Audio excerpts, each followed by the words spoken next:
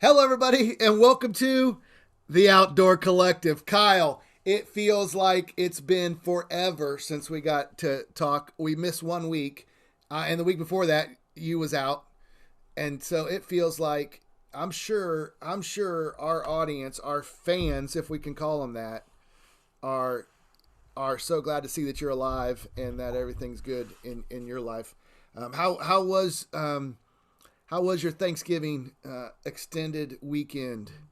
It was good. I appreciate the willingness to take some time off for the holidays, Rick. I know that Mm-hmm. your family you have like 800 cousins or something. So I'm sure when your family reunions get together, um, it's probably a big deal. And I was able to enjoy some family as well and meet some new people. So that was cool. Uh-huh. I deep fried a turkey again, and Can't go then wrong with so that. no. And it was good. We even borrowed a cooker and some other things because I lost mine in the last one in a divorce. And so we borrowed one I'd never used before and was able to actually, I don't know if you ever done that before, but if everybody's like, okay, get it to 350 and then put your turkey in there. That's bad advice. Because what happens is you put your turkey in there and that temperature drops way down under 300 and it's supposed to be timed. And so then what do? You panic and you're cranking that knob, like get this son of a buck back up to 350. And next thing you know, you're 380, 390, 400 degrees. You're in fire zone. You're scorching your grease. Got all that peanut oil in there. Anyway, it went really really nice. I think probably 40 of the 52 minutes it cooked was about 350, and that's a pretty good. Sorry, I'm shaking the table here. That's okay. Or it's our first earthquake in Earthquake, Indiana this year, but Indiana. Uh huh. anyway, so the turkey was good. Everybody pitched in, made some desserts. I I was 250 when I left, and I'm not getting on a scale at least until April from now, going forward. Well, that's definitely awesome. I'll tell you what, the picture I saw of your turkey, it had a perfect brown skin. It wasn't burnt. It looked like it was the perfect shade of dark brown. And I bet, I yeah, you're lucky I wasn't there because I would have eaten no meat. I'd eaten nothing but skin. I think if I'd have been there, because that's how I roll. You And know it's what's so also good funny to about it's also that? yeah. Go ahead. Brooke and I were like standing there marveling at this turkey, and we did nothing pretty much but eat skin. And so people were going, "Hey, can everybody else have some too?" I know my brothers and I back in the day weren't even allowed to help carve the turkey because there would be no skin, no skin left.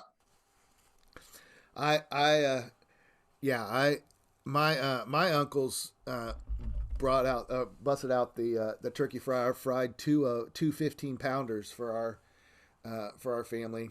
I gotta help. I gladly helped um, to carve the turkey simply because it made the skin this close Oh, within, oh shucks, that piece fell off the plate, kind of deal. But they did a great job. We had ours down. I think for a 15 pounder, we were right at 36, 38 minutes, what? and it was perfect. You deep fried it too? Deep fried it too. Yep. All right, but and we were like at 325. I don't know. I didn't. Ours probably had worms climbing through it or something. I'm just joking. No, No, I don't but know. Probably depends yeah, on where you looked. It's like 3.5 minutes a pound. I just like yeah. did the math. Well, yeah. And the book said they did it by the book 2 years ago or 3 years ago. The book that came the with the fryer, and it said to get the meat up over 180 to do it, and so it was obviously, and it said cook for 3.5 minutes a pound and have it over 180, and we went, and it was way bad 2 years ago, not way bad, but definitely overdone, and so we went to 160 this year, 165, and it was perfect. Yeah. Yeah. I know that I look at the temperature on there. That's probably a good thing with poultry. I know a Yeah, couple of years ago, probably Matt probably cooked it. no, it wasn't that. Probably got Yeah, his apron caught on the temperature dial or something. no, Matt. It wasn't Matt. But yeah, so I mean, so we had a good time. Got to be with my dad's side of the family, and kiddos were there, and it was a fun afternoon. with them, and got to come back to my buddy Tim's house and got to hang out and watch some football afterwards. And I have this big problem if I sit on any reclining surface that I have about 10 minutes before I might be snoring with my eyes open. That's 9 minutes more than like on a flat surface. So full of turkey. Actually, I was probably actually more. I think I hit 16 total for Thanksgiving Day of deviled eggs. I think that's what my total was on the day. So that always makes Thanksgiving a great time. It was one thing that was pretty funny is politics did come up, and the whole I don't know thing about getting free services and things for the government got brought up by a younger person there, was quickly shot down by the taxpayers. I just sat back and I heard about the conversation secondhand, but I was like, the guys were in one room watching football and the ladies were in another room, and it got brought up about, it's free to me. And somebody said, excuse me, it's not free to me. But other than that, it was like pretty politic free. It was like, it was really, really nice. And even when people disagreed, they still didn't run off and unfriend anybody. It was really cool. Yeah, for sure. Yeah, for sure. That's always I know that in some places, some families, it gets to be that way. We don't have that much around mine, but definitely, it was great there. And there's lots to be thankful for this year. We have lots of good things to be thankful for, and I'm thankful for you and get a chance to do this with you almost weekly. And so, what was your favorite, like, group favorite dish? What did everybody's consensus like? Well, I'm not bragging, but it was voted. The potato salad I brought was voted like the best potato salad anybody's had in a long time. So I'm just saying. Miracle Whip or mayonnaise? Duke's mayonnaise. Well, here's a secret.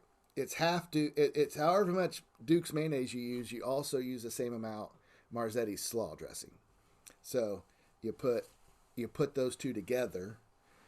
And you got to cook your potato first before you cut it, and then you add your onions and your eggs, and then my secret ingredient, I'll tell the world, is celery salt and celery seeds.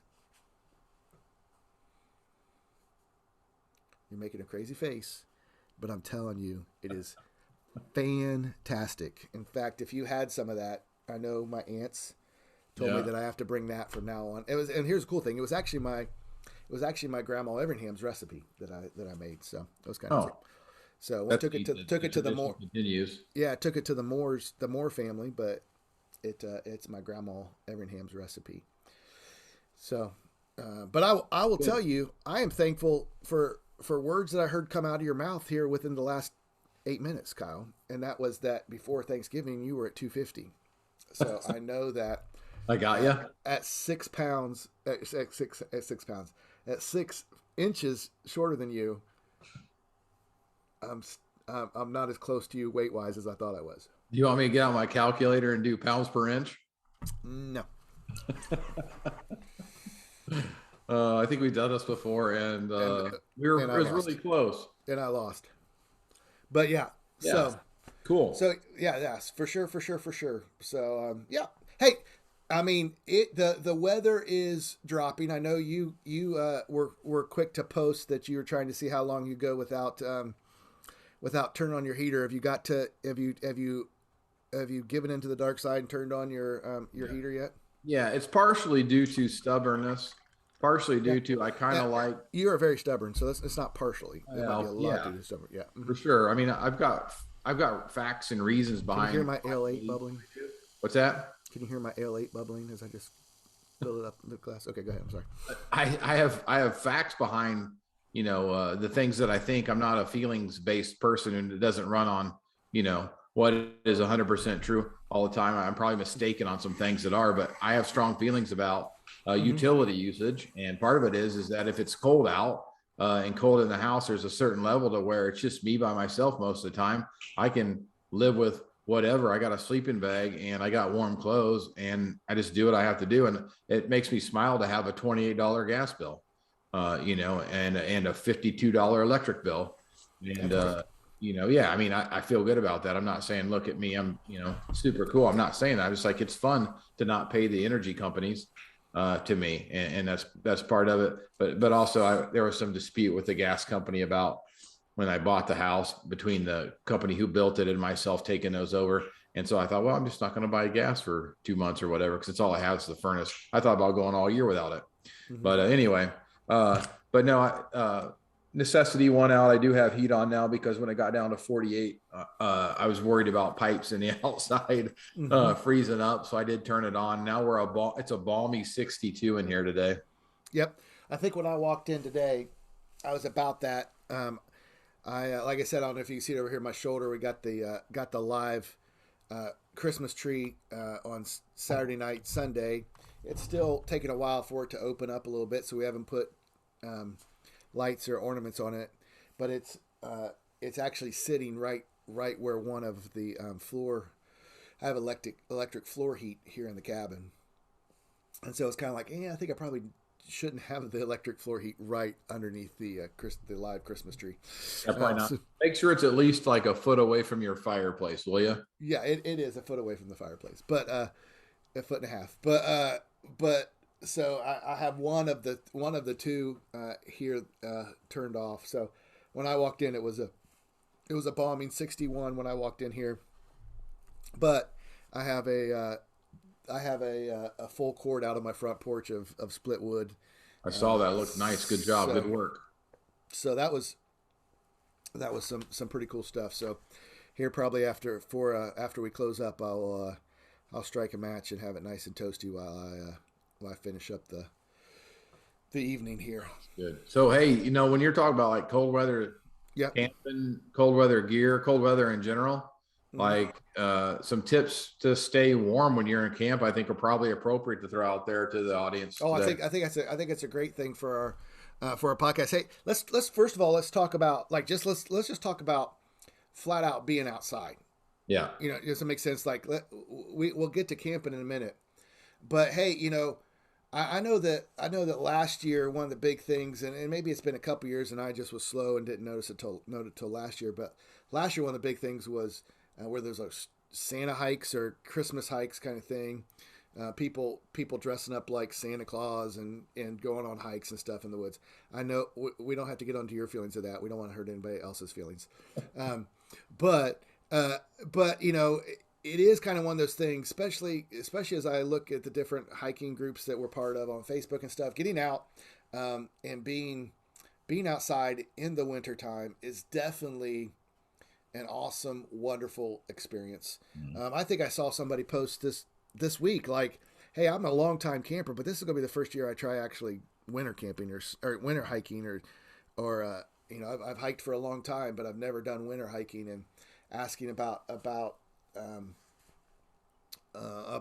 traction and what kind of ways that people use, traction, the things they put on their boots and different things like that.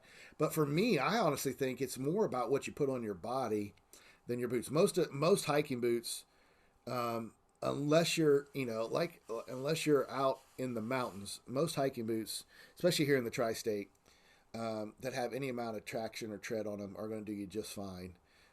Now I know that one time I went with you in a pair of old Columbias that I had hiked in for about 2 or 3 years and put out fires in, and they were about as slick as this tabletop. and I think it was the year we tried carrying firewood into camp as we were hiking, and we both bit it. We both bit it and fell backwards. You say we? I'm pretty sure you fell as well. You said we carried. I was sitting there thinking. Oh yeah, no, we both. Yes, I definitely carried. I didn't carry as much as you, but I definitely carried. How about that Shane guy? I don't think he had anything. Shane. I mean, he's not a complete slacker. I'm sure he had something, but that was when we came across those mountain lion tracks in the snow, right? Yeah, exactly. But what was the name of that little area? That's Clifty. That's Clifty Wilderness over by Rock Bridge. Is where we were, in Creation Falls. But yeah, but on the way down that hill, going in, we both bit it, and that was simply because I was like, come on, these are my best hiking boots. And I looked at the bottom of them, and I'm like, oh, I maybe have had these for too long. I need to get new boots. But I think if you have good boots on, you're going to have good traction. I think the problem that I see most newbies making when it comes to hiking is just flat out putting too much on to get started. Mm. Yeah. Like obviously you do want to have a good warm puffy in your pack. And, you know, Yeah. you do want to have you know, you want to have maybe 2 layers in your pack, but a good base layer and a good dry fit over top of that, I think is going to do you good. Do you agree with that, or you got Yeah. I mean, like what's a your thoughts on that? dry fit base layer, like a winter layer, not a summer layer, a little bit more thick on the millimeter. Mm-hmm. And then a polar fleece over the top's probably pretty good. Yeah, But yeah, anything like cotton t-shirt next to skin is just like a bad idea. yeah, yeah, That's just not a wintertime. I don't even like it in the summer anymore, but even especially in the wintertime, just not a good idea. And then that if you do have some of that moisture wicking fabric close to your skin, anything windy can cool you out pretty quick. So that's why you need another layer of a windbreak. I wouldn't get down to hiking in single layer for sure. But yeah, I yeah. think, people get out of the vehicle and they've got on base layer, mid layer, and puffy layer. And then, 10 minutes later, they're sweaty and don't ever change out. I don't know. I think it's easy to start in 2 layer and just get right on your hike, but Yeah, for everybody's sure. body's different.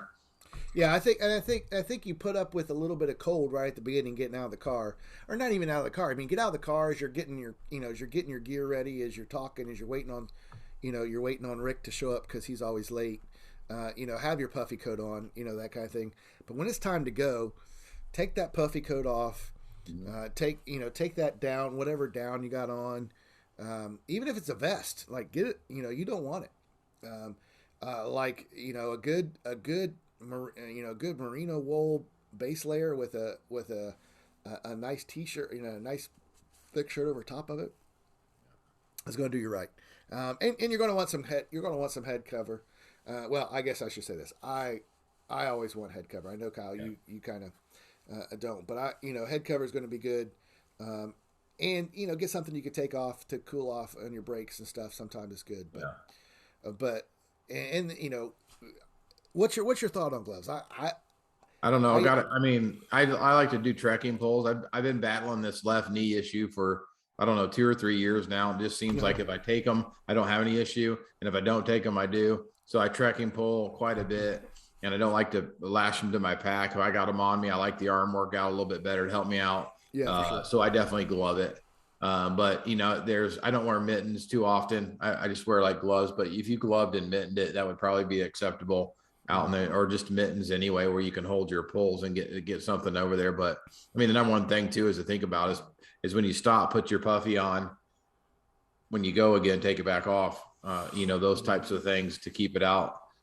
They just aren't made to breathe like other layers of fabric that are out there. I think the other thing to remember when you're doing that, it's not just what's on your body. Is you're still going to need water, and you're still going to need some sustenance. It doesn't feel the same hiking in the snow or in the Mm-hmm. 20s and 30s as it does obviously at 80, 90 degrees. It doesn't feel the toll on your body or like from the heat, but it definitely will get you if you're not paying attention, if you're not Yeah. smart about it. Anything with snow, obviously. I've not had cold feet moving. I've only had cold feet issues while stopped or camping overnight to keep moving. But if you keep your feet dry and have on a good pair of a merino wool, of course, I went over before about why alpaca was a better fiber than that, just because of the Yeah. consistency of the wool. But anyways, if you go about wearing anything like that other than cotton and can keep your feet dry, whether you use gaiters in thick snow, I use gaiters in 13 inches or 14 inches of snow and did, I don't know, 11 miles or so and had completely dry feet Mm-hmm. and wasn't cold at all. But we just didn't do hardly any sitting at all, other than indeed a snack here and there. So Mm-hmm. that worked out good. But I don't know. I think those layers, but just something to break the wind for sure. I mean, 100% of that. And I do like to wear sunglasses as well and kind of keep my eyes in that area of my face. Also, if it's any snow out, snow off the sun gets to be fatiguing to your face as well. Mm-hmm. And a lot of us guys are sporting the mainly beards nowadays. Ladies, a gaiter, a fleece gaiter, or something across the top of your nose or something, or even just a small one. just something to break that wind off your cheeks. Definitely, I'm Or sure. It's or helps. ladies could grow their beards out. I don't. Yeah, yeah. I mean, just quit shaving for the week and you'll be good. It's no shave. It's no shave November. Have at it. Exactly, exactly. Thinking out loud. We just lost half of our female audience, but The bearded half. the beard, just the bearded half. Um, but but yeah. So now it comes to now let's talk about this because there are those adventurers in the group and who've been there and done that. When it comes to, hey, let's spend the night and it's going to get down under freezing. What should I expect? What should I plan for? What's the plan? And let me just tell you. Let me just start with this. The first time that I said, "Hey, I'm going snow camping," it was it was at East Fork Lake because it was close and I didn't have to drive far. There was a light blizzard. It was before you were there, before you came and went and burnt down the shed. But I met Shane, and it took me. I mean, we're talking from the time I got off work until I showed up at East Fork Lake. It snowed about 6 inches. I mean, it just dumped. And we took off, and we, of course, in the beginning of January, it gets dark at what 6 o'clock in the evening. So we probably took off in the dark.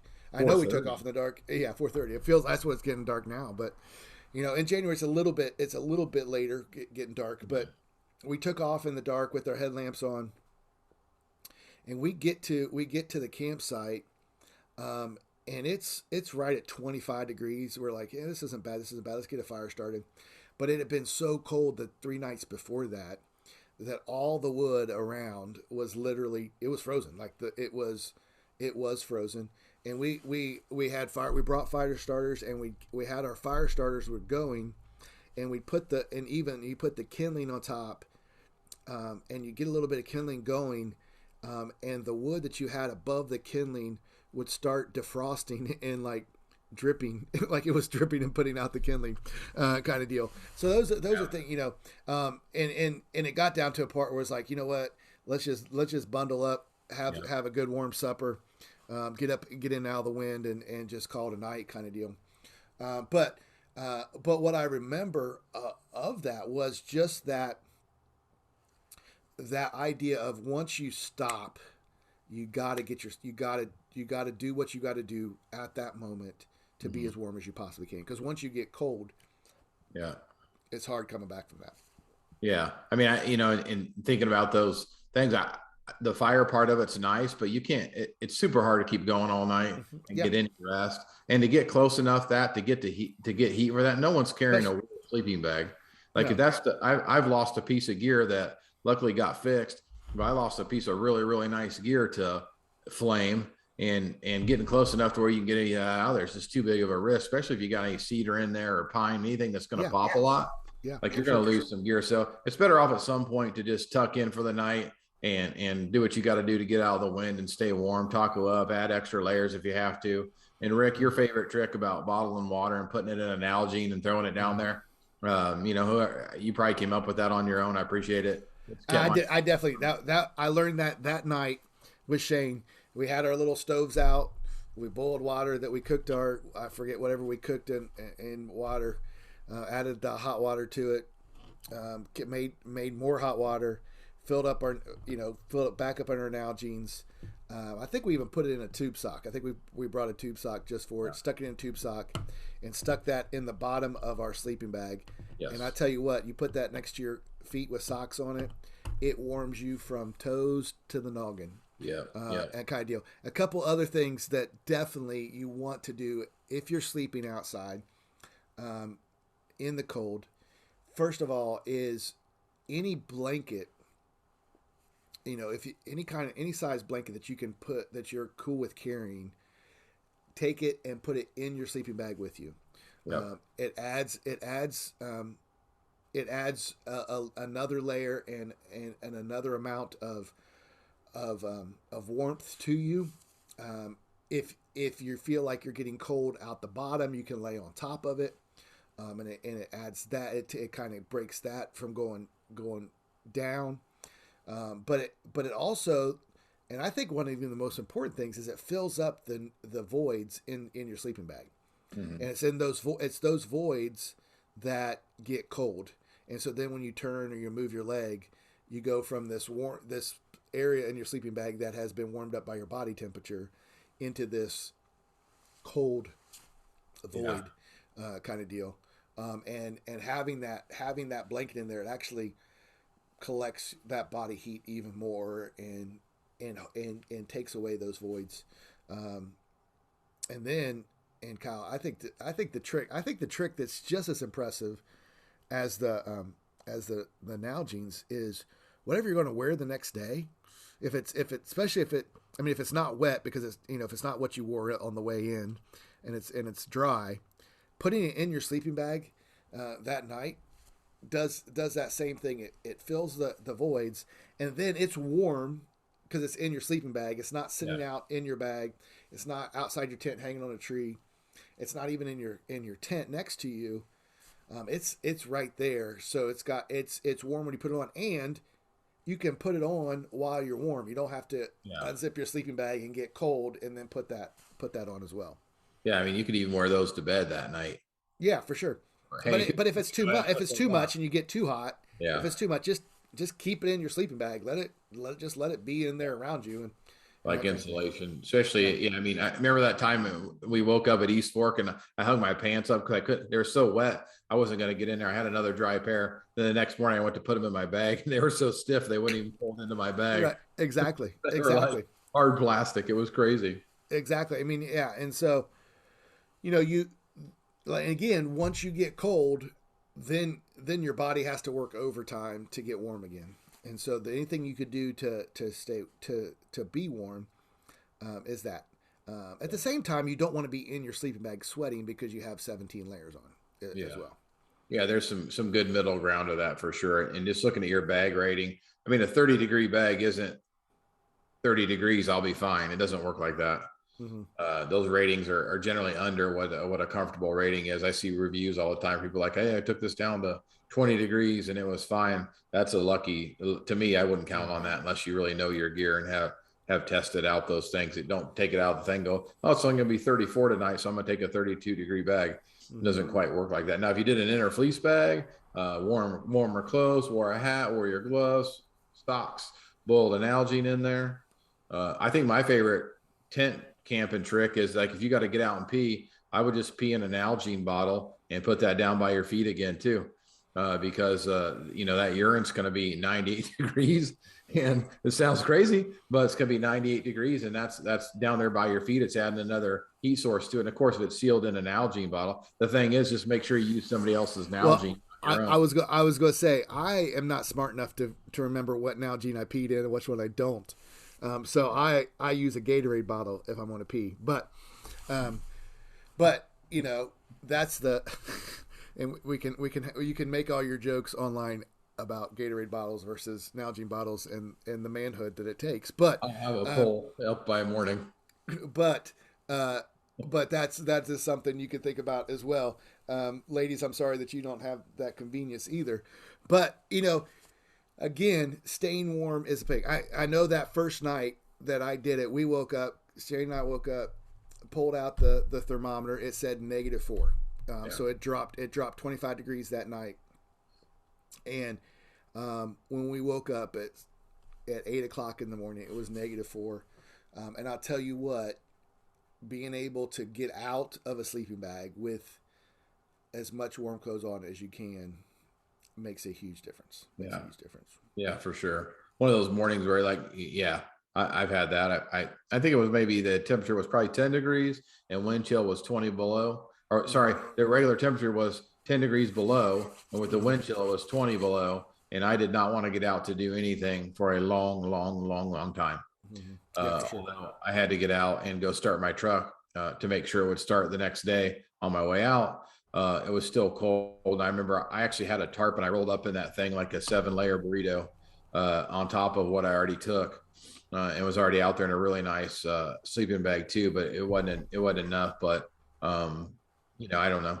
just depends, and having an appropriate size sleeping bag's the other thing too. Is like, borrowing your short friend's bag when you're tall. There's gonna be a lot of you sticking out of that thing, and that can lead to a, probably not in a survival situation, probably not in danger there, but it can lead to not very comfortable sleep, especially over a couple nights. Be pretty bad. Right. And make sure you got room across your width too. Yeah. I know that came back to bite you one time too. Yeah, it's got to be appropriate size for sure. But and I think the biggest the biggest thing to remember, it is kind of an adventure, and so you make your adventure, and you figure it out. Some of those things. One other quick trick, Kyle, is that when you take your boots off, I found that if you turn them upside down, on the ground or in the tent, even in the vestibule of your tent, they stay warmer. It's not hundreds of degrees warmer, but but just having them upside down, overnight, there's something about having them right side up. I feel like that they just feel like they're more frozen when you put them on. Yeah, I think side sleeping's warmer than sleeping on your back of your stomach too. Yeah, I agree. Generally, the coldest. Yeah, generally the coldest part is whatever part's against the ground, because you're compacting insulation generally against your body, unless you have an air pad, and then you have more body mass against a colder surface. It's gonna to be cool. It's not gonna let off as much heat into your bag, that your body's not gonna radiate as much when you have more against the ground versus if you're on your side. Mm-hmm. So just some things that I've noticed, whatever. And Rick, I love when you sleep on your side because you're not snoring. and another trick in your bag, of course, in those mummy bags, you pull them down as tight as you can, and it's easy to get a little claustrophobic in those. I realize that. In fact, my 0 degree bag not only pulls down over my face, but it actually has a zipper that it'll come tight across my shoulders. Like it pulls tight against my neck, and it makes a seal there. There are times where I'm like, nope, I can't do that. Like it gets to me like, yeah, they're ready to carry me into the pyramids or something, kind of deal. But one trick I also do is my nose gets cold. Like it gets cold with it when it's the only thing sticking out. And so I will, I just use my little, my scarf that I wear. I just keep that in my sleeping bag with me as well. And just, I kind of use that over my face, over my face. It breathes through, it's easy to breathe through. It doesn't feel like you're suffocating, but it kind of gives you just some kind of barrier, as opposed to your nostrils sticking out there into the wilderness. Your air nozzles. The air nozzles, but your snorkel. But, yeah, I mean, there's nothing. I don't think my coldest hammock camp was 19 degrees, and then I did my rain fly I sucked up really tight into that, and then I woke up. There were icicles on the rain fly hanging down. Yeah, for sure. From breathing, all night in there, and it wasn't that bad. My back was definitely, they call it cold ass syndrome or whatever. I definitely had a little bit of that, but not bad because the sleeping bag was good. But I didn't use an underquilt or whatever. I just did a sleeping bag, air pad in my sleeping bag, and then a blanket over the top of that sleeping bag, and then my rain fly, and then hammocked right up, and it got down to 19 with a little bit of wind off the lake. But overall, I did it 2 nights in a row. Big deal. It was nice. It was a good time by myself, and I don't know. It was good. I know. Yeah, I know we have a lot of hammock campers that listen, and I love hammocking. I love hammocking and sleeping in a hammock. But if it gets below 40, I'd much rather tent. Yeah. Just because I feel it. I don't know. It feels it feels more comfy and warm to me, with or without an underquilt. Yeah, I don't have an underquilt or one, like a quilt that goes over the top. Mm-hmm. I don't have any of that gear, and I don't know that I'll ever buy some because I have a really nice sleeping bag, and I don't mind. Unfortunately, it weighs 8.5 pounds, but it's just a cost difference for me. I think another last thing I'll probably talk about on that is if I'm going to overpack, I'm going to overpack on food, and I'm not going to skimp on food. I'm going to keep calorie high in there and let my body digest that and let it keep my blood flowing and do all that. And, you know, not to overeat to make yourself sick or whatever, but eat a bunch of food. There's nothing wrong with that. You know, calories in your body, keep your metabolism up. I think it's a good thing to do. You definitely don't want your body to shut down into, you know, if you're intermittent fasting, maybe not that weekend. Yeah, exactly. Well, yeah. So hopefully that's just a quick kind of highlight of being outside in winter. As you guys, as it, you know, by the time this comes out, it'll be December, and so hopefully, you know, there's some good tips in there. Whether it's what's on your body or what's in your pack. Make sure that you have the right stuff on, and you have plenty of layers. Again, we can't say that enough. You're never going to go wrong with layers. I'd much rather have 2 or 3 light layers than 1 big layer, for sure. Yeah. You got some interchangeability there with that too. I mean, I'm going to go to Dean this weekend. Sorry, you're busy, buddy. Yeah. I'll be in Dean this weekend doing a little winter camping. I'm not sure what the weather is, but probably be low in the 30s and probably 40s for highs. But it's supposed to be a really nice weekend. Yeah. Yeah. I mean, here's the bottom line with it is test your gear. Don't go to REI on a Thursday night shopping spree and then show up in the woods on Friday afternoon and then wonder how your bag's going to do and how your tent goes. I mean, there is some adventure in that. That's true. But if you're not experienced in the outdoors, you got to have some training curve, you know, or go with people who know what's going on or something like that, because, you know, you can get yourself in a situation pretty quick, especially if you're going to test your gear for the first time, at least be car camping where you got some way out, but don't go 8 miles back and then be like, oh, this bag sucks. Yeah, exactly. So, yeah, you definitely want to be close to it. Awesome. Yeah. So hopefully, guys, as you head out here this month or next month, or as the snow starts flying, and you getting the urge and the angst to get outside, take some of this to heart. If you have some comments, leave them below on the YouTube. Leave them for us on the Facebook or the Instagram. We'd love to hear some of your favorite hacks or tricks or whatever it goes. Drop your cold weather tips on that page, which you use. Everybody's experience has been out there, has been different, you know, with what they have. Drop those things out there to us and tell us what you're doing to be different. You know, I go and I do what I do. And there's going to be 11 people with 15 opinions on what works. Try it out. Try something new. You never know. Right. Exactly. We're going to go ahead. We'll go to our commercial, Kyle. Everybody check out our brand new commercial, and we will be right back after Kyle and Rick do this commercial.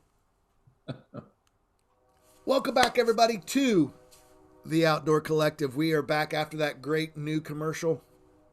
Kyle reminded me that that commercial said that the old commercial said that we're going to change it, and it said we're going to change it about 2 months ago. So welcome to the way we roll. So Kyle, we're back. We're back. We just talked about winter gear, winter hiking, winter camping, just some quick tips, hopefully to get people started with if they aren't already thinking about it, to get them thinking about it. But then as we're kind of discussing what to talk about today, we brought up that last time we got together, we talked about dads and how influential our dads were to us. And I think especially coming off of a Thanksgiving holiday, I know both of us are thankful for the moms that we had, and what they mean to our lives. And so real quick, let's each of us take a minute and just kind of throw out, like, when it comes to adventure, when it comes to your attitudes or your feeling towards the outdoors or whatever it is, where does Rebecca Garbiner fit into that scheme of things? Yeah, I mean, we were just talking about like staying warm in the winter. My mom's definitely one of those warm people. You know, definitely, I think in the history of Plainfield High School, one of the probably favorite teachers of all time. I don't know how many people I meet, it's like, oh, I loved your mom. She was my first grade teacher, third grade teacher, or whatever. Yep. Just gave a lot of her teaching and energy into being a good mom, and you know, to people who didn't have any, to other people who had good moms, to some that were struggling with the day-to-day life. My mom was a very consistent person for those school children. She was also a very consistent person in my own life. You know, she was one that basically had rules like if it was nice outside, you couldn't be in the house. That was a good rule for me. That was a good rule for my brothers and I. We had summers full of wiffle ball and hide and go seek and flashlight tag, and she gave me a BB gun, and I seemingly don't forget firework wars. Yeah, firework wars for sure. But as a younger man, she really fostered my love in the outdoors with giving me a BB gun and some BBs and let me develop my marksmanship skills. She wasn't one of those helicopter moms, but where it was like, you know, she might say, "Hey, be careful with that," but she wasn't like, "I won't get my son anything because he's going to get hurt." Right. Like today's parents tend to do. They want to clear all the danger out of children's way. My mom was like, you know, I've got values I'm instilling in my kids, and I think when they go out on their own, they can probably maintain those values. Did we do things we shouldn't have done? Hell yeah, we did things we should have done. But, you know, from an overall thing, we knew the rules. And the last thing we wanted to do was have our mom upset or pissed off at us. Right. The worst thing we would do would be grounding. Remember when being grounded inside the house was like a big ass deal? Like that's the last thing you wanted. Like, you can't go outside this week. I'd as soon been outside, you know, if there were, you know, ravenous bears roaming around, I still wanted to be outside. I didn't even care, you know, and I had a mom that encouraged that. And I have visions of every pigeon on the southeast side of Plainfield, behind Marsh, behind the Marsh grocery store, just obliterated because of No. baby guns. I never did any of that. Okay.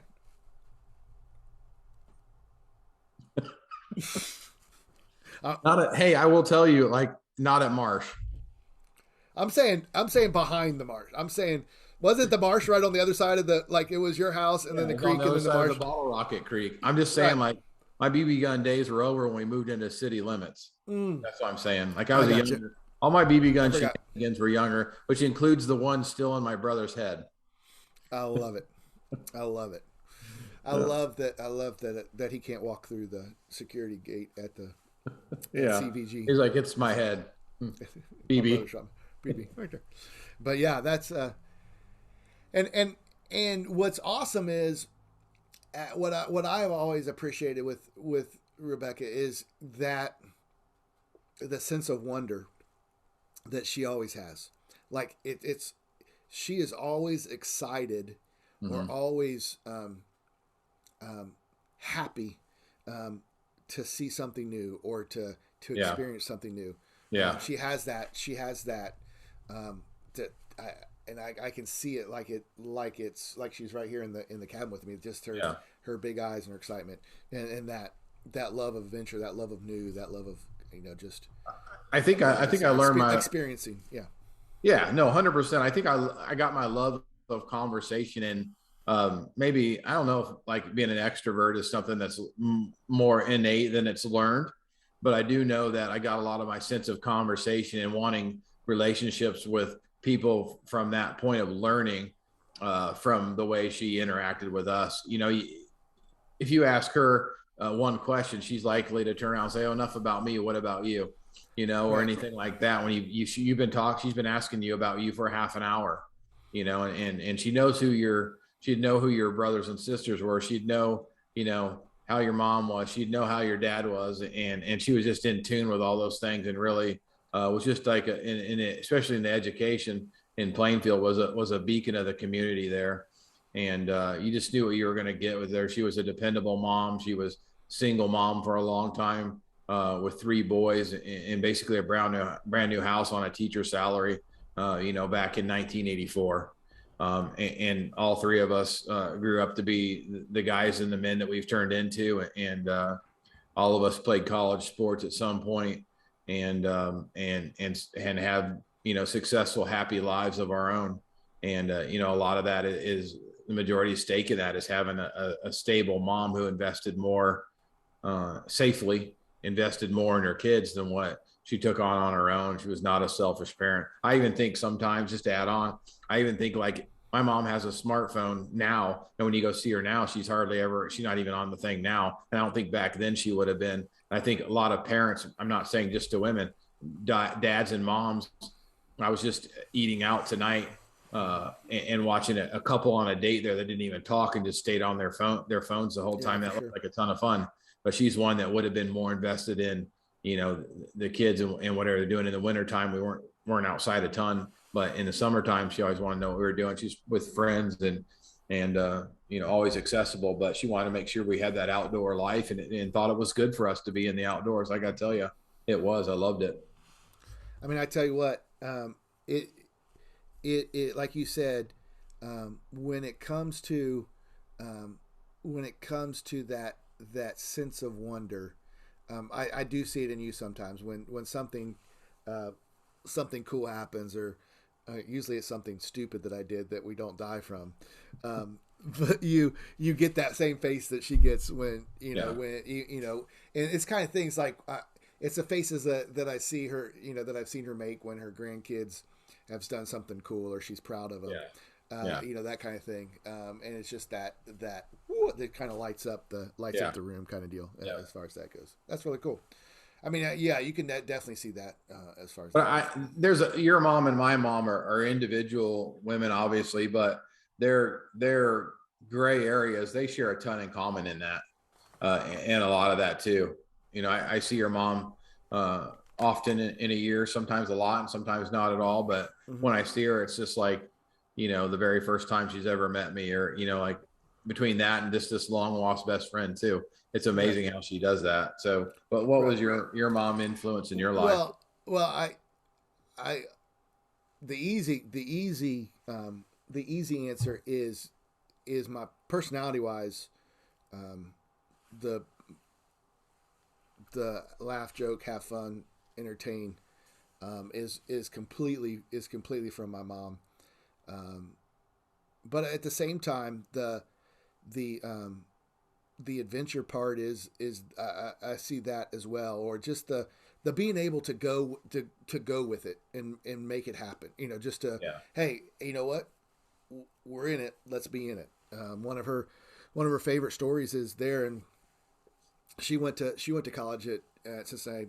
It was Cincinnati Bible when she went there in Price Hill on Glenway. One of her favorite stories is she was heading up 8th Street, which becomes Glenway, and Glenway goes up and makes a couple big turns before it gets up to the Bible College coming out of Cincinnati. As you're heading west out of Cincinnati, kind of 8th Street up to Glenway.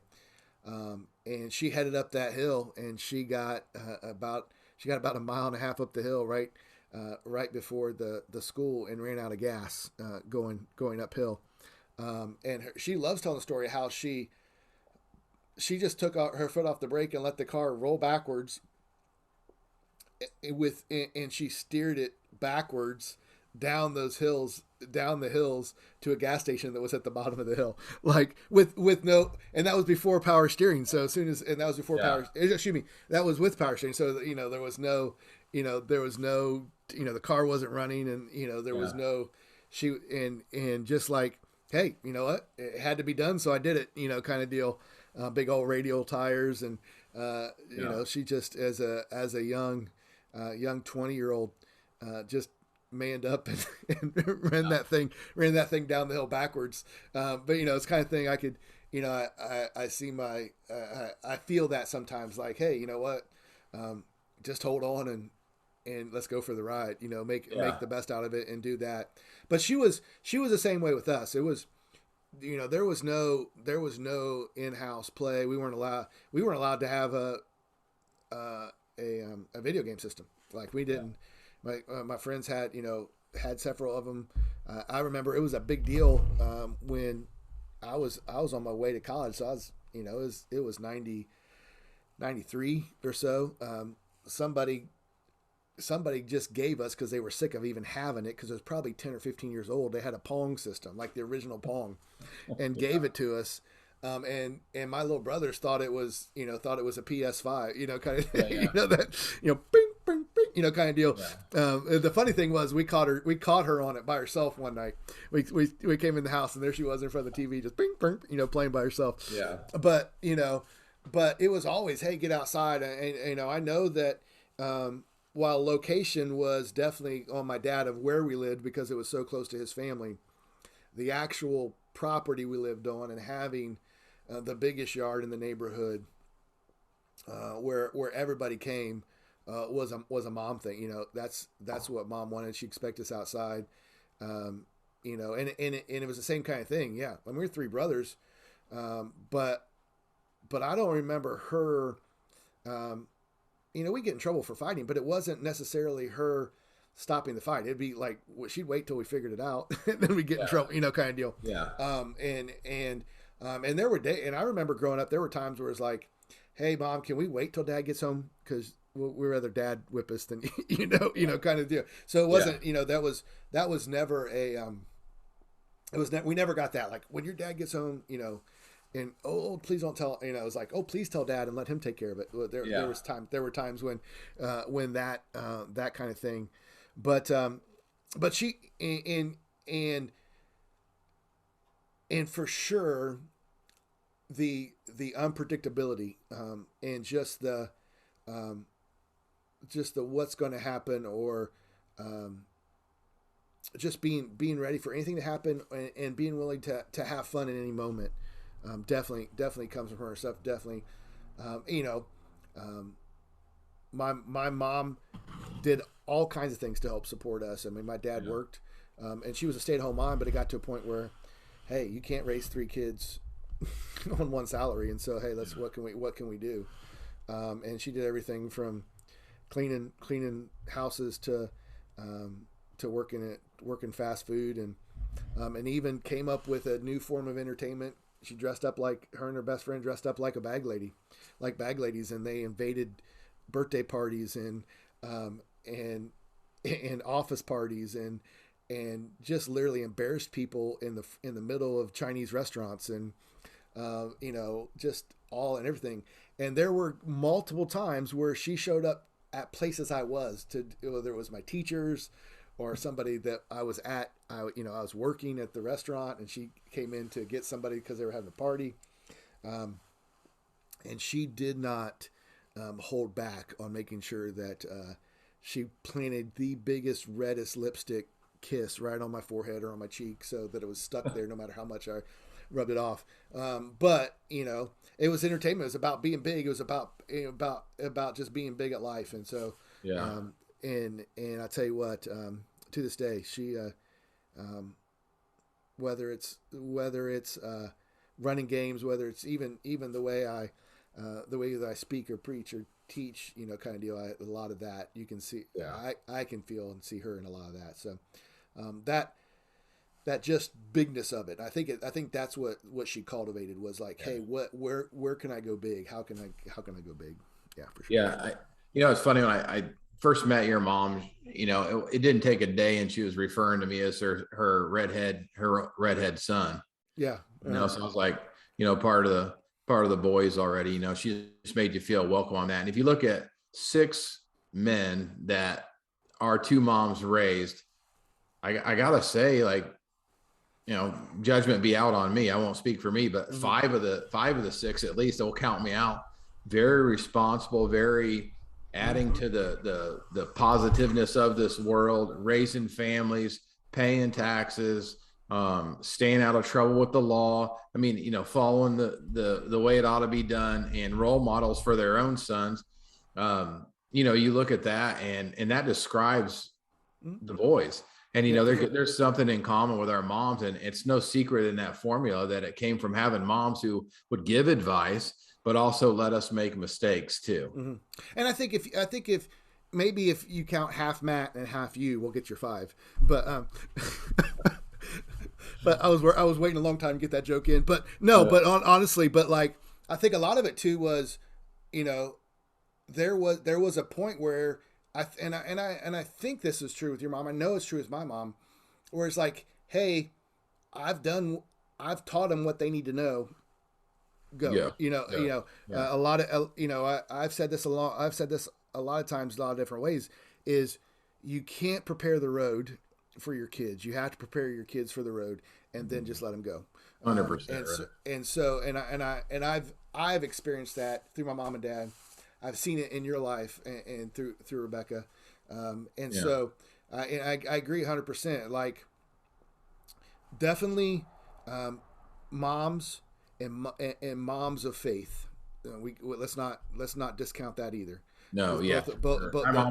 My mom was and is a praying mom. Right, and my both of our moms have a firm foundation in their relationship with Jesus.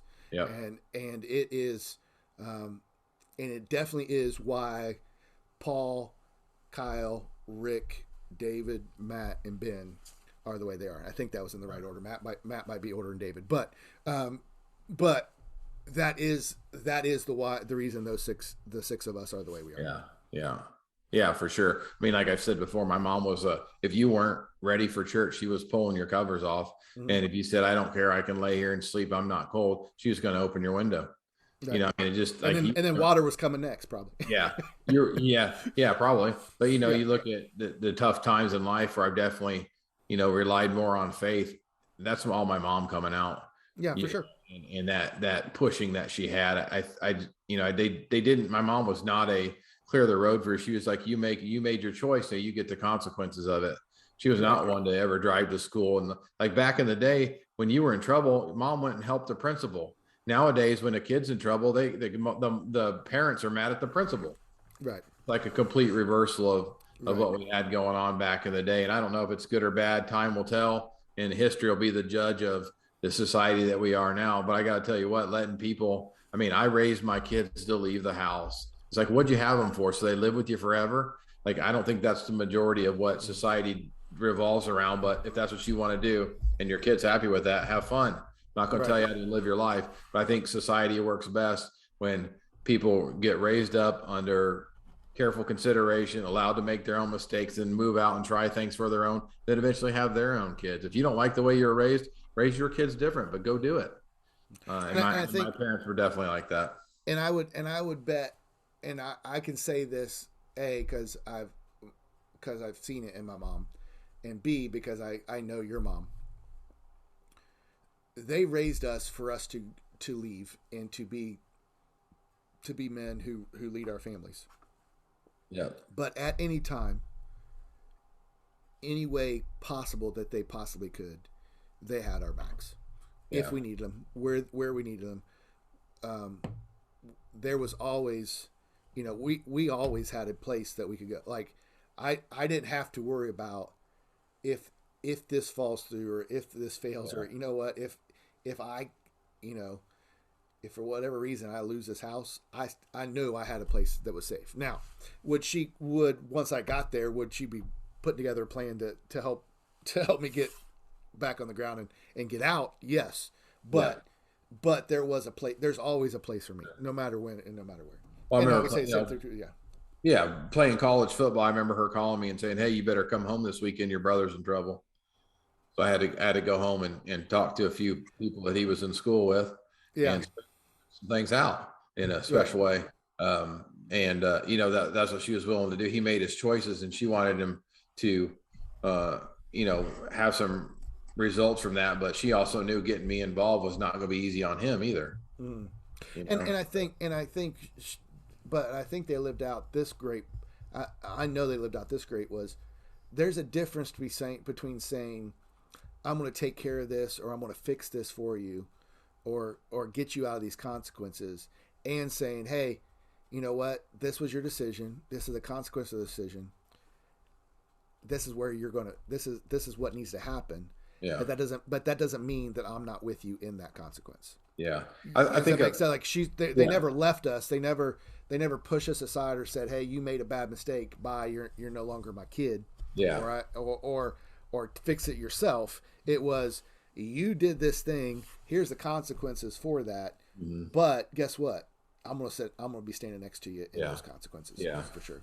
Yeah. I mean, a good question I think to look back to ask, or that I got asked, is what do you think you should do versus here's what you should do.